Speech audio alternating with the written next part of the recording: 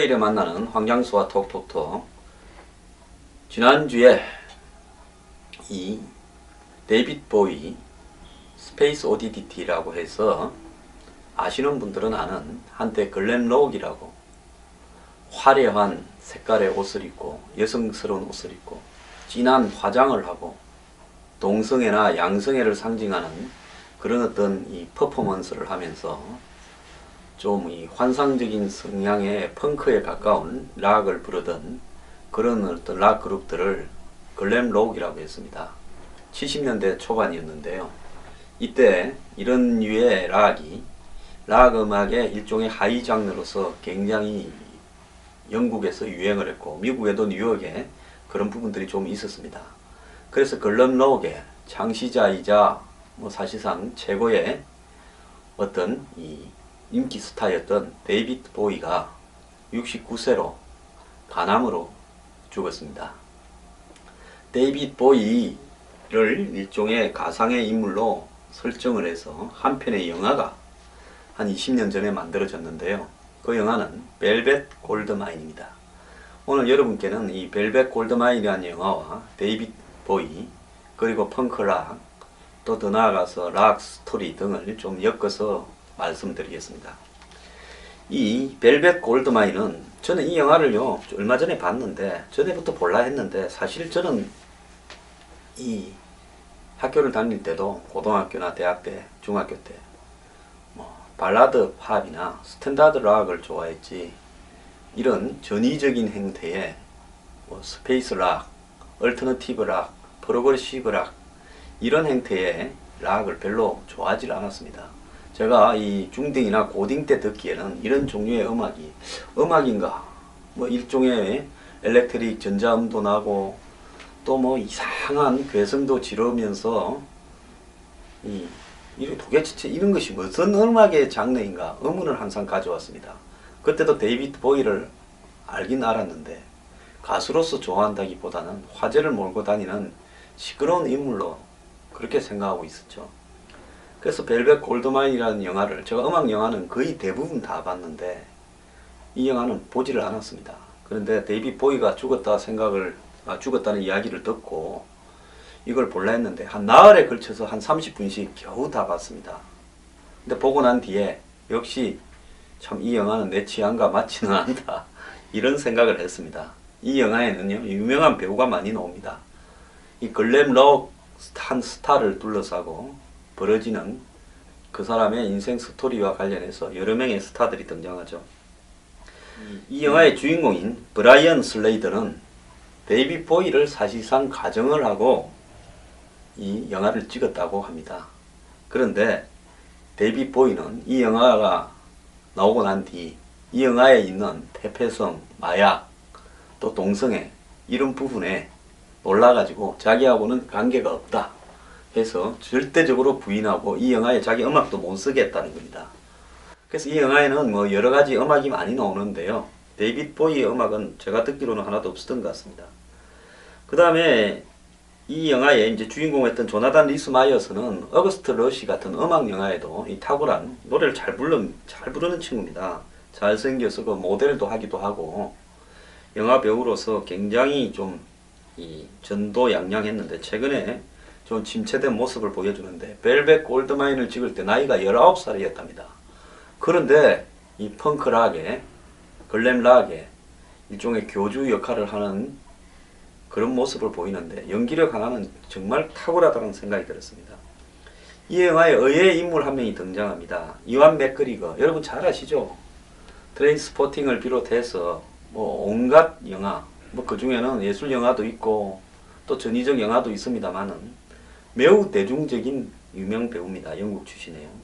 이완 맥그리거가 이 영화에서 컷 와일드라는 또 하나의 이 글램 락의 스타를 연기를 하는데 여기에 컷 와일드는 실질적인 실존 배우 지금도 공연을 하고 있고 한국에도 몇 번 온 걸로 알고 있습니다.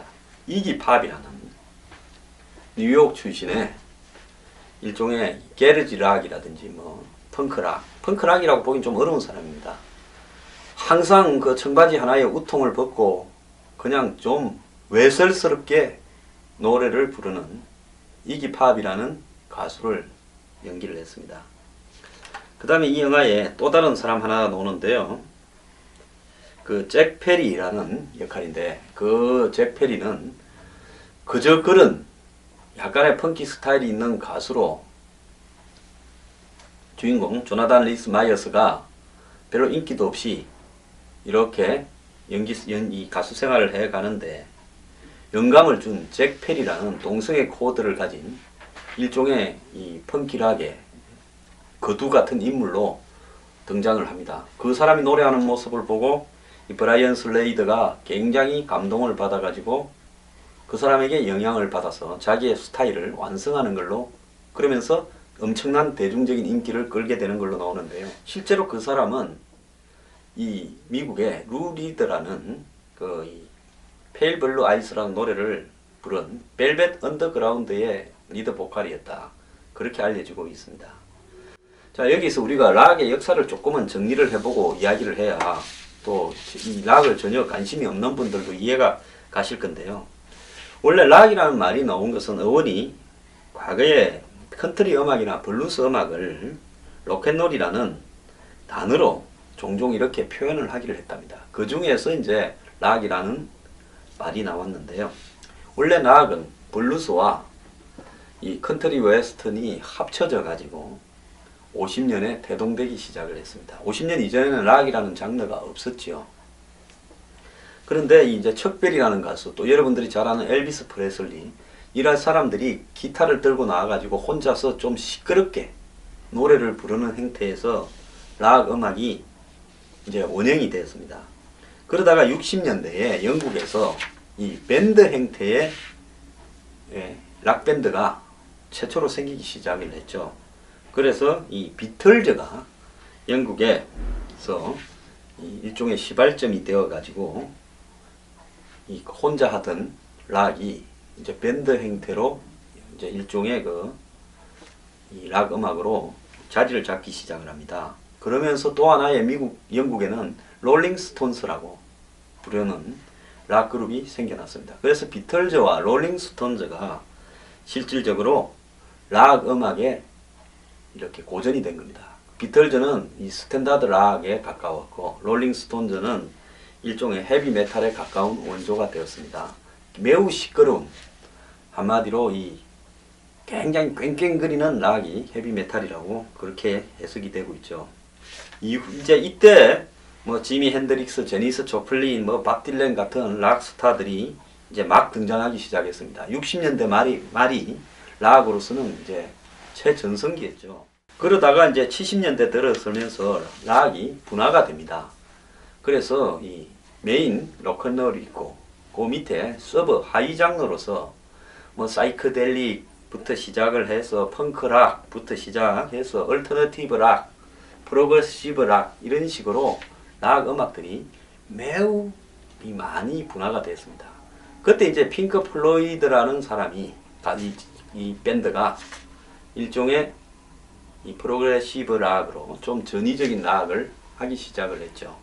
근데 핑크 플로이드의 영향을 받은 이 데이빗 보이라든지 아까 말한 루 리드라든지 이기 팝이라든지 이런 사람들이 일종의 게레지 락, 또 더 나아가서 펑크 락, 이런 락을 보여줍니다. 근데 이 지금 데이빗 보이의 락 음악은 펑크 락 계열이라고 봐야 되는데요. 이 펑크 락이라는 것은 그 이전에 남성적인 이미지의 락이 아니라 일종의 여성적인 이미지를 차용한 락이 되었습니다. 그래서 음악도 헤비메탈 성향보다는 전자음이라든지 일종의 우주라든지 스페이스 또는 SF적 그런 어떤 형태를 띠면서 굉장히 기괴한 소리도 또 지르고, 또 내 울부짖듯 이렇게 이 목소리를 내는 보컬도 들어가면서 이 부분이 한동안에 유럽에서 인기를 끌기 시작했습니다. 특히 그 청소년들의 하이 문화에서 지배적이었죠. 그런데 이제 글램 락이라는 것은 펑크 락 음악을 지향하면서 결국은 짙은, 매우 진한, 눈을 아주 검게 칠하고 머리는 색깔을 염색을 하고, 그리고 옷은 완전히 뭐 원색적인, 다양한 원색적인 화려한 여성스러운 그런 옷을 입고 그렇게 하는 음악들을 이 글램, 즉 반짝인다 뜻에서 이 반짝이는 락이라고 글램 락이라고 했습니다. 데이빗 보이는 사실상 이 펑크 락을 하면서 형태적으로 이 글램 락을 한 것이죠. 그래서 글램 락이라는 것은 음악적으로 분류라기보다는 음악적이지 아닌 외형상의 외모, 옷차림, 또 동성애나 이런 어떤 이 성적 취향 이런 부분을 다룬 락의 장르를 만드는 겁니다. 근데 데이빗 보이는 한때 스스로가 굉장히 기괴한 행동을 많이 했습니다. 자기가 외계인이라고 생각을 해서 이 스페이스 오디디티 같은 이 SF 락이라고 스페이스 락이라고도 합니다. 그런 장르를 만들어서 전자음을 넣으면서 당시로서는 매우 전위적인, 저는 이게 음악인가, 제가 70년대 때 데이빗 보이 음악을 들으면서 이게 음악도 아니다라고 생각을 했었습니다. 또 본인이 뭐 지기 팝이라고 해가지고 전혀 다른 가수를 하나, 상상 속의 가수를 하나 만들어내서 본인은 보이지 않고 그 사람이 음반을 낸 것처럼 해서 다른 가수처럼 행동을 하기도 했습니다. 그런데 이런 데이빗 보이의 형태가 이 영화의 주제가 되었습니다. 벨벳 골드마인이에요. 이 영화에 보면 한 펑크락에 이 심취된 소년이 이제 가수로 이렇게 자라가는 과정에서 나중에 뭐 이 본인은 뭐 여기에서 예술성을 추구하고 자아를 찾아간다는데, 제가 그 영화를 보면서 무슨 예술성을 추구하고 무슨 자아를 찾아가는가 하는 것은 제 수준의 한계로 인해서 평가하기는 좀 어려울 것 같습니다. 저도 마약을 해보고 뭐 이 음주에 중독되어 보고 뭐 이렇게 해야 그 락 정신을 알 것 같은데 그 단계까지 가지 못해서 그런지요. 그래서 자기 자살 소동을 벌입니다. 어떤 사람이 공연 중에 자기를 쏘게 만들어 가지고 죽은 것처럼 해서 사라졌는데 나중에 그것이 이 짜고 치는 거다, 즉 자살 소동으로 위장한 것이었다 알려지면서 거의 음악계에서 배제되어 버리는데요. 그 사라졌던 여기 브라이언 슬레이드라는 가수를 미국의 한 이 기자가 추적하는 과정입니다. 이 기자 또한 어렸을 때는 이런 글램 락에 심취해 가지고 자기도 반짝이는 옷을 입고 귀걸이를 달고 남자애가 열심히 현장에 쫓아다니고 거기에 또 이안 맥그리거가 한 컷 와일드하고 동성애적 사랑을 나누기도 한 그런 경험이 있습니다.